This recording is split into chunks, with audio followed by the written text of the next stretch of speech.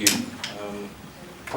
I think first let me express my appreciation to the leadership of ISA for the invitation to be part of this conference and to acknowledge the significance of this annual conference that brings African scholars and scholars of Africa together on pertinent and thematic issues.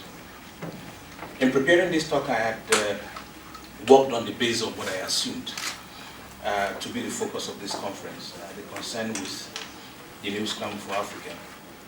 Now, having arrived in Chwane, however, I found that the focus is on the 50th anniversary of the founding of the OAU. Nevertheless, I would like to, I would still like, to press on with a concern on what I believe maybe some of the issues that should engage us as scholars in addressing the commemoration of the 1963 signing of the originating document of the OAU. In other words, the future of Africa and its peoples and the challenge of reimagining that future. I address this from the perspective of what I call policy sclerosis, a policy disease similar to the hardening of the plant tissue in zoology and the thickening of the organs, human organs in medicine. Similar to this, policy sclerosis is often very fatal. I would suggest that the challenge facing Africa is not so much as whether we unite or perish. States, much less whole continents, hardly ever perish. And if we speak of unity, I would suggest that the terms and the premise of the unity are much more important than the fact of unity itself. And there is no inherently positive value in unity if it produces negative economic, social, and political outcomes, institutionally or for the people in the given territories. There are fates that are worse than unite or perish. And it is the crisis of policy sclerosis and the consequences of what many will remember is called maldevelopment. The persistence of policy dissonance with the challenges to which we need to apply our minds and efforts as such, and we need to apply our mind and our efforts in such a case. Further, when we speak of a new scramble for Africa, the problem will not be so much what others want from or of Africa, but what level of policy imagination and capacity Africa can mobilize to pursue its own strategic objectives. I would suggest that this project is not feasible in the context of policy sclerosis that lingers on in many corridors of governance and decision making. Now, while it is true that massive land leasing, referred to by many as land grabs, is going on by a diverse number of countries and transnational corporations, we will do well to remind ourselves that it is leading economic, raising alarms about a new colonization of Africa. As with the EU economic and political establishment, the threat she saw for Africa was essentially China. A discerning observer might argue that what we are being asked to countenance is sustaining the North Atlantic power over Africa. Even so, land grab is often a consequence of the crisis of political policy imagination and how one marks out one's territory. I could have captured the concern with policy sclerosis by giving this presentation a different, subtitle. We say, for instance, the long farewell to neoliberalism. In the aftermath of the 2008 financial crisis, there was considerable optimism that it marked the death of the neoliberal project. The policy prescriptions and conditionalities imposed on countries ranging from Ireland to Greece, the persistence of the same broad policy thinking of the 1990s, and the ontological underpinning of overdetermination of market transactional framing of public policy, and the privileging of financialization of economies, will suggest that the optimism that greeted the 2008 financial crisis was premature. In the African context, these were policies that led to massive entitlement failures, deindustrialization, even in the limited period that was what was achieved between 1960 and 1980, and a fracturing of the network of the rights and obligations that bind states and citizens when you roll back the state by retrenching public service provision.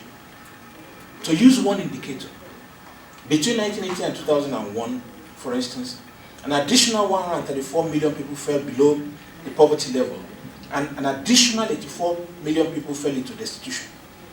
It was also a period of massive rise in donor dependence and negative public finance situation. That was then, some may argue. Now Africa is lauded as the world's fastest growing region.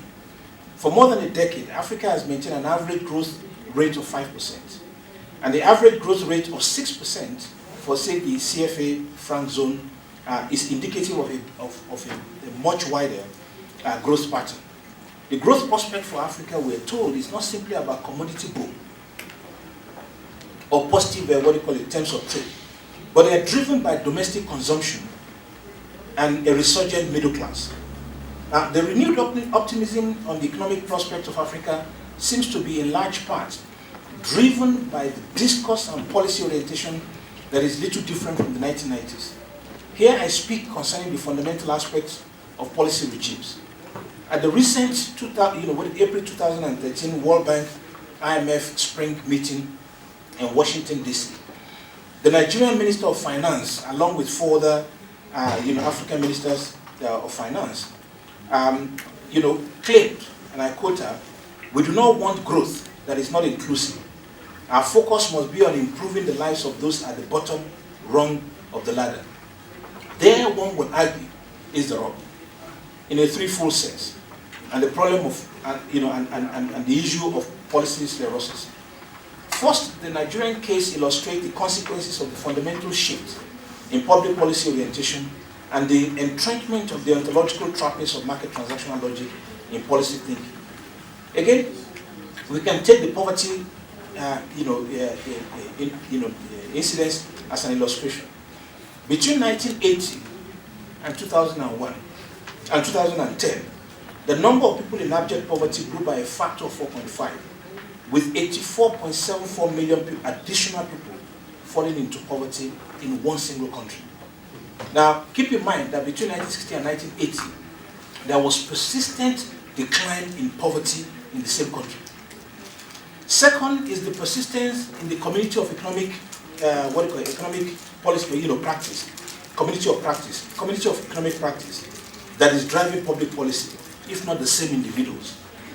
In fact, in this particular case, the same individual has been responsible, for almost now going to the better part of more than 10 years of public policy, Third is the narrow, and this is where we talk about, one inclusive growth. Third is the narrow understanding of inclusive growth and the minimalism that underpins what is considered the acceptable livelihood floor for the people at the bottom rung of the ladder, or what we call generally the poor. It is difficult to imagine that the same policy thinking that created or aggravated the deep economic and livelihood crisis that tipped countries into insecurity and undermined state citizens' relationship can be relied upon in the new period of optimism to generate a transformative economic livelihood, to generate a transformative economic livelihood and political regeneration of the continent. It is this persistence in policy thinking that I refer to as policy sclerosis. Let me illustrate the problem drawn an area of my research focus, social policy. Here I will use the global consensus in the way in which what we call policy is actually merchandised, and the international agenda setting and the problematic vision embedded in this of human welfare. First, one that we are all quite familiar with is the current global consensus that marks abject poverty as the focus of policy attention and intervention. While MDG 1 is generally understood as a call to end poverty and hunger, the specific target, and many of us, on South African radio, this were, I may change something, wearing beads and this, and it's a popular thing. You can't speak wrong about MDGs, okay? But while MDG 1 is generally understood as a call to end poverty and hunger, the specific target the specific target set speaks to reducing by 50% between 1990 and 2015 the proportion of people whose income is less than $1 a day. This datum line was adjusted in 2005 to $1.25, measured in local amounts in purchasing power parity terms. Now, let's look at what this actually means. In today's South Africa, this will, in purchasing power parity terms, will be around 11 rand 62 per day.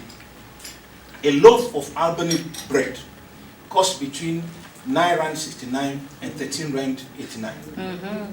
If we assume that citizen X buys a liter of water for 3 rand and a loaf of bread for 9 rand 69, giving us a total of 12 rand 69, or 1 rand 7 cents above the MDG benchmark, we will have met the target for MDG 1.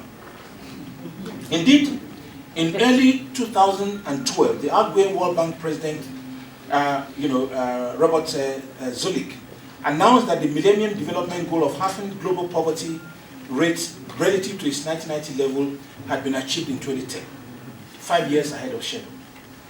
Even by Roundtree standard, who pioneered quantitative study of poverty and used very restrictive terms, the idea that we can set the target of 11 rand 62 per day as a measure of successful anti-poverty agenda is highly problematic.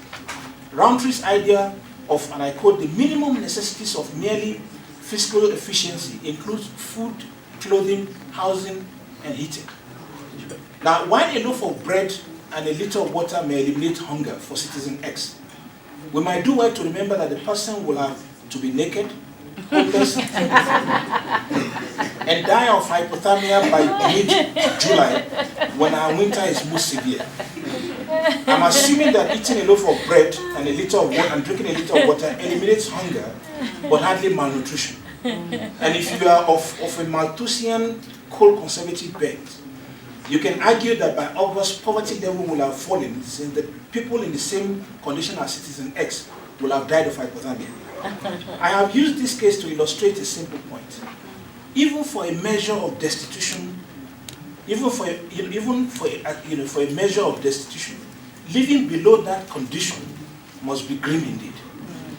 Furthermore, this target, negotiated and promoted by Kofi Annan's UN, conflicts with one of the most basic UN documents, the 1948 Universal Declaration of Human Rights. And Article 25(1) states, and I quote, "Everyone has a right to a standard of living adequate for the health and well-being of himself," pardon the Anglo-Celtic language, "and of his family, including food, clothing, housing, and medical care, and necessary social services," end of quote. I would suggest that thinking about Africa's future and of its children requires wider visions of human existence and entitlement. While we often talk of poverty set at $2.50 a day, the slippage that results in substituting extreme poverty for poverty is very common. Even if we all agree that the focus should be on poverty, as broadly defined as we can, I would suggest that a broader vision of human existence requires that we pay attention to the category that we can refer to as the precarious non-poor. In other words, those above the poverty line but are so close to it that any shock pushes them into poverty, swelling the ranks of the poor. It is not possible to reimagine the future with the same thinking and policy instrument that created this, the level of entitlement failures that we saw between 1980 and 2000 and the present. Related to the above is the framing of anti-poverty strategies in the context of the new consensus around social protection. In societies where poverty rate is, say, less than 10%, we can address poverty by focusing on redistribution strategies, conditional or non-conditional. However, in societies where the proportion of people living in poverty is in the order of 50% or more, a fundamental component of poverty reduction strategies must be about raising the productive capacity of the whole society, underpinned by social policy norms of equality and solidarity. Even so, I will argue that contrary to the emerging consensus around social protection, the historical evidence of successful poverty reduction, and this includes historical experiences of Europe, is this. The redistribution and protection objectives of social policy operate in tandem with its production objective. The most successful cases employed what would be called encompassing very comprehensive social policy agenda that were grounded in the norms of equality and solidarity. Now, the norms that frame the social policy must also frame economic policy. You cannot have a social policy that speaks the language of solidarity, and I will speak both in terms of South Africa and Nigeria as just two examples on the continent in this way. You cannot speak of a social policy that speaks the language of solidarity and seeks redistribution when the economic policy is pulling in the exact opposite direction. The current reluctance to confront head-on the dominant macroeconomic policies of the last 30 years, which privilege deregulated market, which is regulation by other means, just regulated by people who sit in trading companies and so on and so forth. And its transactional logic, a case of what I call policy sclerosis, risk undermining how we reimagine Africa's future. When the normative premise of economic policy is highly individualistic and aggravates inequality, regardless of the intention behind it, social protection instruments will be residual and attend to market failure. The evidence we will suggest is quite overwhelming about the significance of focus in successful anti-poverty strategies. The more we focus on the poor, the less likely we are to be successful in reducing poverty, much less eliminate poverty. It's counterintuitive, but that's the evidence. The poverty of poor-centric discourse is because, one, they leave the poor at the mercy and generosity of the non-poor. Services to the poor tend to be poor services. Okay? The reason of the above is very simple. Sustainable anti-poverty strategies requires focusing on the whole population, not simply the poor. Why? It builds social compacts of an encompassing social policy framework which ropes in the middle class and the organized class-based social movements. And I'm not talking of NGOs now, or what they call non-governmental individuals. You avoid resentment of those whose tax fund the social protection instrument for the poor, but who themselves do not benefit from it. And we already see that in South Africa. Okay? The resentment against beneficiaries of of social grant. The middle class and the organized social movements with voice in society tend to ensure increasingly high quality of services because they are more demanding in terms of the services they get, which tends to percolate to other users of such social services. Further, their voice ensures strong advocacy for social policy instruments that have the overall effect of reducing poverty. Over time, political commitment increases for such encompassing social policy regimes, further reinforcing social cohesion and norms of solidarity in society. In the post-colonial context, this speaks to the imperative, or what we may call the nation-building objectives. Social policy framework grounded in social compact are in fact easier to reform when they face challenges. And we can see that in a number of countries, from Mauritius here to the Nordic countries. Finally, we need to overcome the prevailing idea of social protection. Poor-centric social transfer approach is not necessarily the most effective or efficient protection against destitution or vulnerability broadly. When we take the issue of the dignity of the recipients into consideration, because most income test, means test mechanisms actually deliberate to stigmatize. And the idea is that you use that to discourage some people from actually coming forward. We also know that it's very intensive in terms of the information it requires. To be able to do effective incomes, means test, you need enormous amount of information. Now the World Bank has made the argument that you shouldn't use that in the economic sphere in terms of foreign exchange rationing. Turns around and say, but we have to do means testing when it comes to ordinary people. Okay. Now, when we take the issue of the dignity of the recipients into consideration, this becomes even more significant for how we rebuild the fabric of society. Similarly, production-focused instruments such as farm subsidy and the marketing boards,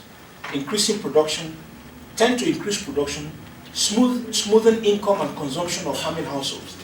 Central to this outcome is support on three fronts: improved farming knowledge, improved input, infrastructure, farming inputs, and financing through cooperative banks, and downstream support with produce marketing, which tends to reduce transaction costs for individual farming households. There is no reason why similar but suitable instruments cannot be developed for urban small and medium-scale producers. Universal social investment and provisioning in healthcare and education reduces both temporal and intergenerational vulnerability while enhancing economic development. Social transfers that work are often components of much wider social policy regimes, not single magic bullets. Decomposing the poverty reduction impact of some of the celebrated conditional cash transfer schemes, for instance, shows that the impact actually demonstrates the impact of the wider social and economic intervention. In reimagining Africa's future, it is important to keep in mind that successful improvement in people's livelihood requires policy frameworks and instruments that deal with social vulnerability ex ante, not after the fact. The focus is not only on economic growth, but economic development. In other words, rather than be talking about something called inclusive growth, at the minimum we should be talking about inclusive development. Because for much of our continent, and it speaks to the current optimism, it requires and it involves structural transformation of the economy. Okay? And a distribution of the benefits of development in a way that reduces inequality. Linking economic development with social policy. 1 minute. I've just two paragraphs to go to. Okay?